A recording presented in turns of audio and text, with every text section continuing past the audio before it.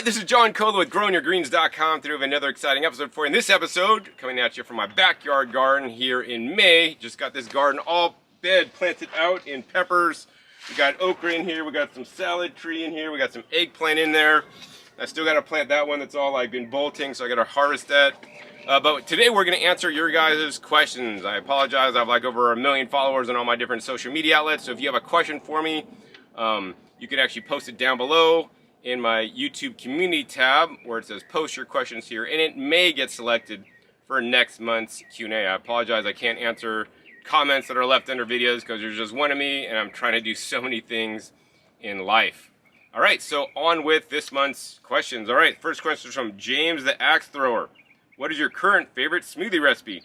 Alright James, so actually my current favorite smoothie recipe, as it's getting hotter here and it's the summertime, I'm really kind of loving berry smoothies. So I just make this deep purple berry smoothie. So what I start off with is usually some coconut water. I'll then put in some coconut kefir with over 100 trillion probiotics. Links down below to my video on the Kefir Lab probiotics when I visited them in their San Francisco facility to verify what they're doing. Make sure their product is legit. I will then put in like frozen organic dark cherries that I buy at Costco. I'll put in frozen wild blueberries I get at Trader Joe's. I'll then put in some frozen blackberries and frozen strawberries that I actually just buy them fresh and freeze myself. Then I will also put in some black raspberry powder in there as well. I'll put 1 whole vanilla bean from Tahitian Gold Vanilla Company. I'll then put in some probiotic powders and prebiotic fiber powders as well. And then I blend it all up and I drink it. And it's amazing. Sometimes I may put some additional greens in there, but basically I just do all berries. Oh, and I forgot. For sweetness, I don't add bananas because that actually could negatively impact the polyphenol content that is actually getting absorbed in my blood due to the polyphenol oxidase. So I will put in like frozen mangoes from Trader Joe's. I do find that the non-organic frozen mangoes are generally sweeter than the organic frozen mangoes. So actually I buy the non-organic frozen mangoes instead of the organic ones because they just not as sweet. Alright, so yeah, that's not particularly a gardening question, but you asked it anyways. Alright, next question is from Joy Smith 1213. I've got a great organic garden, but I'm torn on what to use for one fertilizer. We get a lot of rain, so I don't want to use water-based. Is worm castings enough? Alright, Joy, so you know, really, it depends. Are worm castings enough for your organic garden? And the answer is, I don't know. Another answer is they could be. You know, so like, I add a little bit of Dr. Earth's like organic fertilizer in every planting hole, but otherwise I don't fertilize these vegetables. I do, however, top off the raised bed every year with about that much because the bed lowers down a little bit.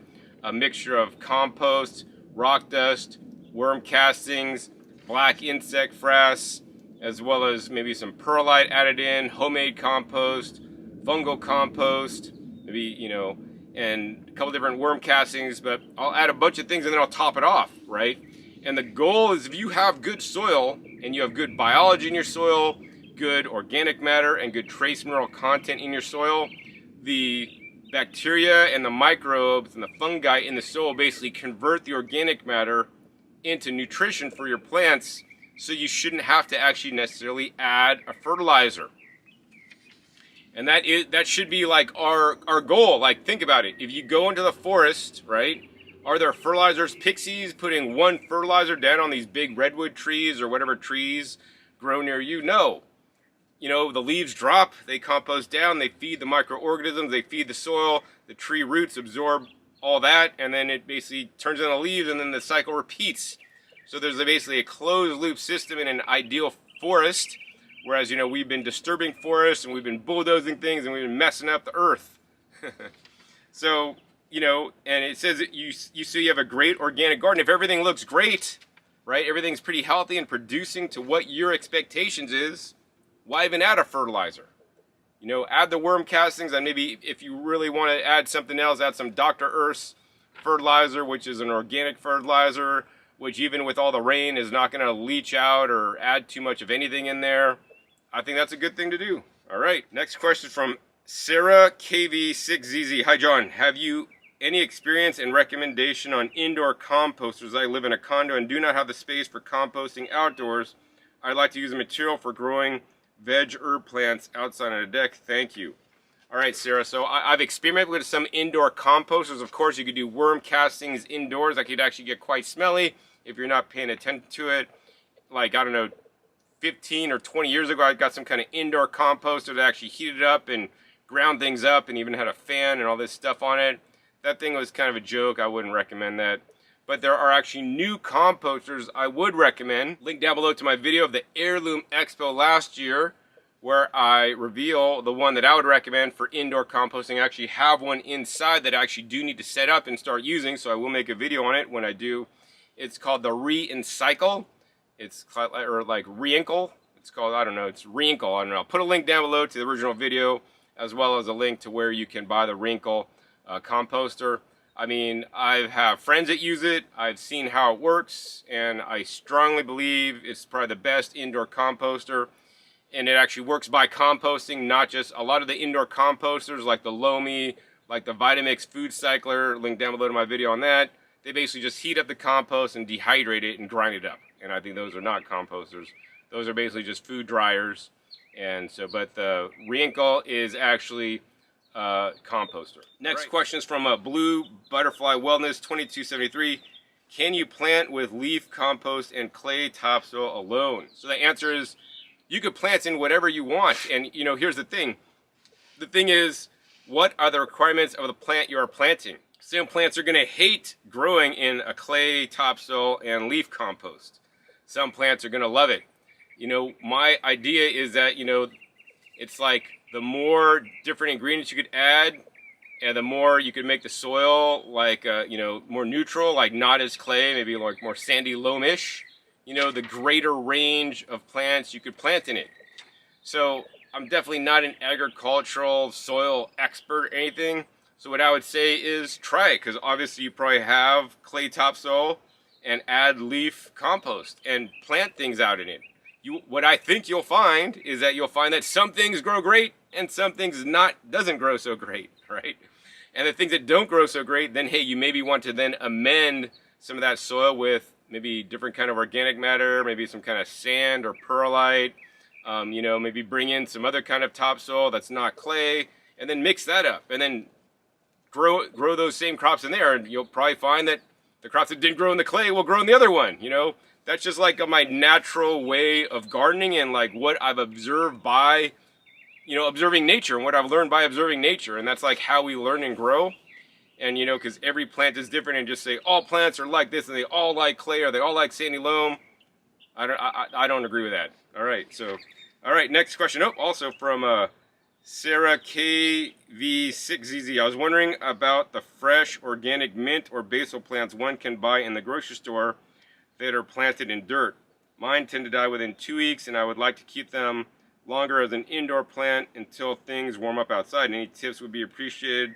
I am on well water with a softener, so maybe I have to use a different water. All right, Sarah, so what I think you're talking about is in the grocery store, in the produce section, they often sell hydroponically grown herbs, and usually the most popular is basil and mint in little pots. Usually they're little plastic pots, and they could be kind of really small or bigger, and they're grown hydroponically, and then they're supposed to be sold, and then you buy them and you cut them and use the herbs fresh. Right? That being said, on many cases, I've actually bought them and then actually just transplanted them out in my garden. Link down below to that when I actually did an episode with the urban gardener who was actually at my place, and I went to Trader Joe's and bought a whole bunch of these plants, came home and planted them, and I think they all survived that year. This year I kind of got a little bit lazy because I didn't hard them off, and I got smaller plants, and actually most of them didn't make it. But yes, that can be done. And I think to keep them alive, so like my goal is to like basically not keep them indoors, but only buy them when the weather outside can permit their growth outside. So what I do is I'll just put them in my flood table and kind of let them hang out outside and kind of you get them hardened off to the outside weather. Even put some shade on them at first until they could get acclimated. If I do plant them directly in bed, which is what I did this year and I lost most of them, I'll put a shade cloth over the top. And then they'll basically end up rooting and then growing, which is really nice. That being said, if you guys want to keep them alive indoors, I think especially for mint and the basil, especially for the basil, and lesser extent the mint, the most important thing is watering. Do not overwater. Basil likes to dry out before you water it again. Most people just keep dumping water on and then overwatering. You get root rot and the plant won't survive. Also, of course, you want to put it in a nice sunny window spot or underneath the light, or get some indoor grow lights to give them more light than what's maybe in natural ambient light in your house. And of course, I do not recommend using a softener water. That's high in sodium and that could kill your plants. So you want to actually try to use your well water before it goes through the softener. I'm sure you have some outlets that do that, maybe outdoors, or actually even just, buy some purified water that doesn't have the salt added, that didn't go through your softener, because actually that is a highly probable cause of the demise of the plants, in addition to overwatering. All right, next question is from Fig Tree 393. When you take a seed from a Meyer lemon and plant it, will you get the same lemon? How about an apricot seed? Thank you. All right, Fig Tree. So here's the thing. Like, some seeds are true to seed and some are not. So in general, if it's like an heirloom apricot, apricots generally are, with some exceptions, true to seed. So if you get an apricot, you like the flavor of the apricot, you plant that seed, in general, right, you're going to get the same apricot tree. Now, yes, it will take many years to get an apricot tree that actually produce, but yes, you will get very similar to the same thing. That being said, with a lemon tree, they are not true to seed. So if you plant, a seed from a Meyer lemon, you're going to get a tree, but that tree likely not to be the same exact Meyer lemon. It'll be, something new and different. And it could be something new and different that's even better than the Meyer lemon or not. So we don't know. I think that seeds are amazing. And if you have the land and the space to experiment, I always encourage you to try and start seeds, because that's how new breeds and new cultivars are created, from humans or other creatures spreading seeds and planting them and seeing what happens. That being said, if you're on limited space and you just want to eat some lemons or, an apricot, I would encourage you to get a, name variety from a nursery, so you actually know what you have. And of course, name varieties that you're buying from a nursery are also much more established, several years old, and they're going to fruit that much sooner for you. All right, next question is from Renee Keystone 5571. I want to buy an avocado tree. What size should I get if I want yield this year? All right, so I'd recommend buying the largest size as possible and trying to find a tree that actually has fruit on it existing. If the fruit tree has fruit existing on it when you buy it, it's likely to have fruit on it later this year, and it will fruit. That being said, a lot of avocados could be from grafting, and it could take, less time than planting it from seed, which also avocados are not true to seed. But buying the largest tree that you could afford in the biggest size pot will assure that that tree is more older, more established, and more likely to give you fruit now instead of later. All right, next question is from Laura Jones 2032. Hi John, what can ruin the soil most after you have worms and such? So what can ruin soil the most? That's a good question. What would I say? I would say that, just organic wise, what can ruin the soil the most is too dry or too wet. That could ruin soil. Your soil could get, too dry and the biology can't live, get too wet, and you're going to basically flood out the biology and create bad biology. I think those are the main things. We want to have a nice, appropriate moisture level. I think those are the things that could really ruin soil. Of course, also adding chemical fertilizers and pesticides also could ruin soil. Those aren't organic, and obviously they're gonna mess with your soil. So I don't really know the question exactly, but I would say that we don't add chemical fertilizers or pesticides to our soil. Things like Roundup, even the area around your garden, that stuff could mitigate. Even things like getting overspray from places, like that's definitely not good. Like your neighbor spraying something, it's coming on your property. But then is soil ever even ruined, right? You could always remediate things. The issue is some things take longer to remediate than others. So, there's always a chance with nature on turning things around. some things are harder to turn around than others. That's what I'll say. All right, next question is from Lewis R. 5731. Do you know if it is possible to grow fruit trees in the desert, 110 weather at times? Can I put a shade cloth on tomatoes? Help grow Roma or beefsteak? Thanks for sharing your knowledge in your other videos. All right, Lewis, so is it possible to grow fruit trees in the desert? Absolutely yes. So here's the thing, I live in the Mojave Desert, and it gets over 100 degrees like 2 months, and many of those days are over 110. They have basically fruit farms like such as Gilcrease Orchard you could visit, which is a U-pick fruit farm. They have fruit every single year, right? Some years they have more, some years they have less.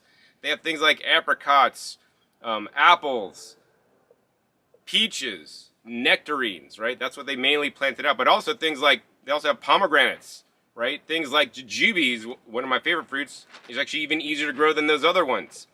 I would say even date palms, right? Amazing fruit for the desert, right? I mean, my favorites of all those are probably the date jujubes, because I mean, they're just made for the desert. And then I would say pomegranates, they're also going to do really good in the desert. And also, that's a very high nutrient food. I like the dates and jujubes because they're good storing foods, storing for the winter. Then, of course, things like figs could thrive in the desert. That being said, the issue with desert figs is that if you don't get them right when they're ripe and fresh, they tend to dry out and then get really dry, and then they lose like a lot of the flavor, in my opinion, because they dry out too quickly. But they could also do good. And of course, if you are getting other, normal fruit trees such as apples, pears, and nectarines, peaches, and whatnot, you want to make sure you get ones that have the specific amount of chill hours for your desert climate. I know here in Vegas, we want to get things that have lowest amount of chill hours because we don't get cold enough for many varieties of those fruit trees. So like I know the Anna apple, for example, is a variety of apple that does particularly well in the desert because it doesn't need a lot of chill hours, right? The Galas also particularly do well. But some apples need more chill hours or cold time when the leaves are off the tree to actually produce fruit the following year.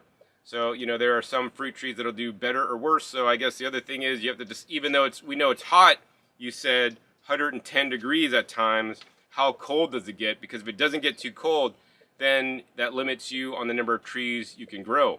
That being said, if you are in like Arizona, a lot of the tropical fruit trees like mangoes could easily grow in 110 degree weather. It loves the heat. A lot of tropical trees could love the heat, but then the issue is they're going to have is in the winter time when it gets too cold, they don't like the cold. So really you have to look at not only your hottest temperatures, but your coldest temperatures. And I think the coldest temperatures is really going to influence what you could really grow or not.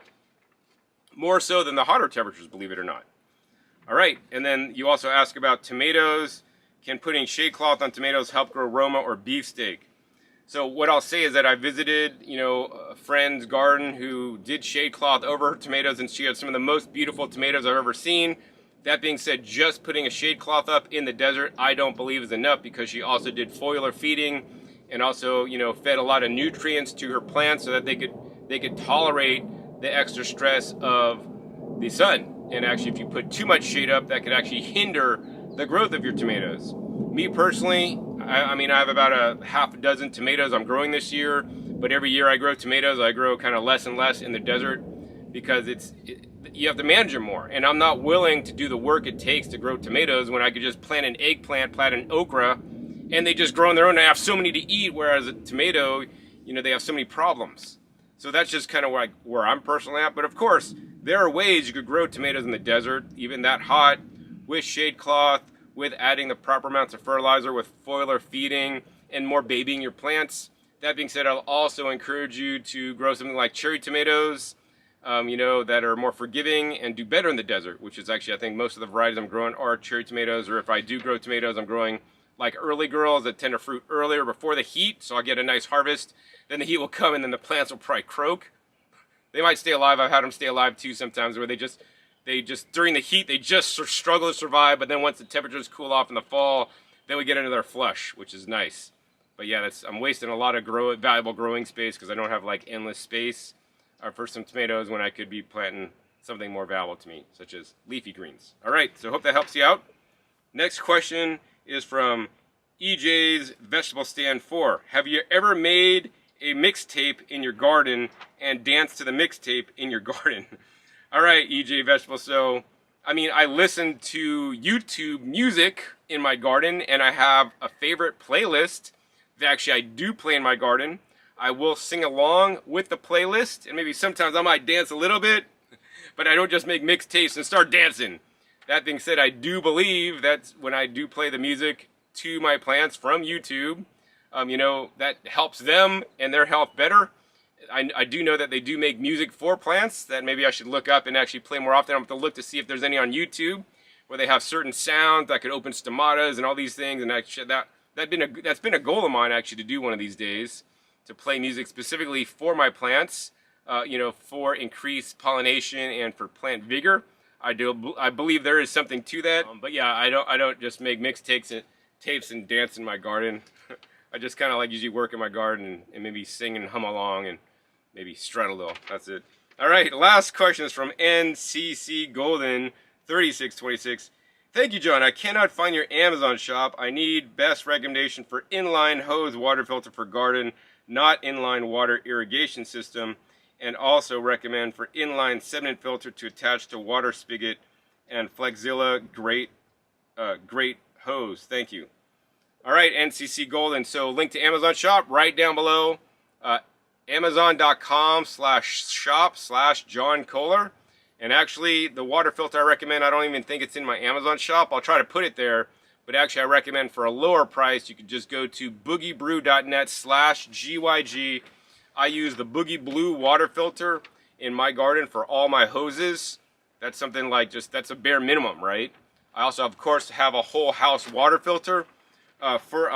For a recommendation for an inline sediment filter, if I don't have that listed in my Amazon shop, I'll also post it down below. There's like a really cool inline filter that just has like a fine mesh used for sediment that you don't have to keep rebuying. You just actually take it out and spray it down and clean it, and then put it back in. So actually you should have one of those before your Boogie Blue filter, so you don't clog up your Boogie Blue filter with all the sediment and crud, which will then reduce the life of your Boogie Blue filter, which is also a lot more expensive. And then I think, and then you talk about your Flexzilla Great Hose. So like, I've heard some bad things about the Flexzilla Great Hose. So I would recommend a water safe hose. You know, some hoses claim they're water safe, but I heard from Jeremy from Build a Soil that he tested a so-called water safe hose. And actually he found that when they tested it, it actually had fungicides in there. So I don't know if that was like, it's legal to do that for water safe drinking hoses or not. But nonetheless, if there's fungicide coming out of your hose as it runs the water through there, you're now adding fungicide unknowingly to your garden, which could also, of course, hurt the fungi in your soil and then negate the effects of all the soil biology you're working hard to add in. The only hose I recommend at this time is the Water Right hose, and I have some link down below. It's in my Amazon shop for those of you guys that want to know. I'll probably have the hoses and the filters in one category of their own. So last thing I want to say is you guys have been eyeing my shirt and admired it and are like wondering, where can I get that shirt, John? Or if you want to get this shirt that says Powered by Plants or actually other Growing Your Greens merch, want to support me and all my work, you can check out compassion-tees.com, which is actually run by my amazing video editor, and your purchase there helps me to continue to make these educational videos on my different YouTube channels and show your support. There's some new amazing merch, including some hats and different apparel that can enhance your wardrobe, and they're definitely comfortable and good fitting. They have my approval. So check it out, compassion-tees.com. So that's it for this month's Q&A. If you guys enjoyed this month's Q&A, hey, please be sure to give this video a big thumbs up. More importantly, share this with other gardeners you think it could help out. Also, be sure to click that subscribe button right down below so you don't miss my new and upcoming episodes. I've come out 5 to 7 days. You never know while you're up what you'll be learning on my YouTube channel. Make sure you click the little bell so you get notified as many videos come out. Finally, be sure to check out past episodes. Past episodes are a wealth of knowledge. Over 1,700 episodes at this time on this channel dedicated to you guys all about how to grow your own food at home in the best ways possible. So with that, my name is John Kohler with growingyourgreens.com. We'll see you next time. And until then, remember, keep on growing.